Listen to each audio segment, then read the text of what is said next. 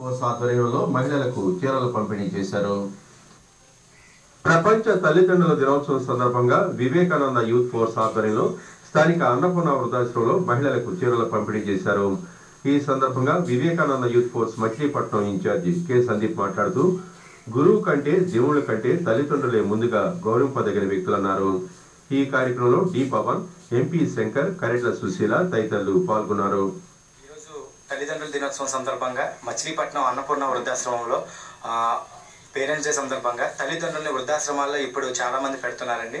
కాబట్టి ఈ రోజున వృద్ధులందరికీ చీరల పంపిణీ కార్యక్రమం చేస్తూ యువతకి ఒకటే ఒక సందేశం ఇవ్వాలనుకుంటున్నామండి. దయచేసి తల్లిదండ్రులు మిమ్మల్ని చిన్నప్పుడు ఎట్లా అయితే ప్రేమగా చూసుకుంటూ మీకు అన్నీ ఇస్తూ ఆప్యాయతతో పెంచుతున్నారు, కానీ మీరు మాత్రం పెద్ద అయినాక వాళ్ళని పట్టించుకోకుండా వాళ్ళు భారం అయిపోయారని పెళ్ళం మాట వినో లేకపోతే ఎవరో మాటలు విని తల్లిదండ్రుల్ని వృద్ధులుగా ఉన్న సమయంలో మీరు బయట పెట్టడం చాలా తప్పు. దయచేసి అలా చేయకండి. అలా చేస్తే దానికి తగ్గ ప్రతిఫలం మీరు అనుభవిస్తారు.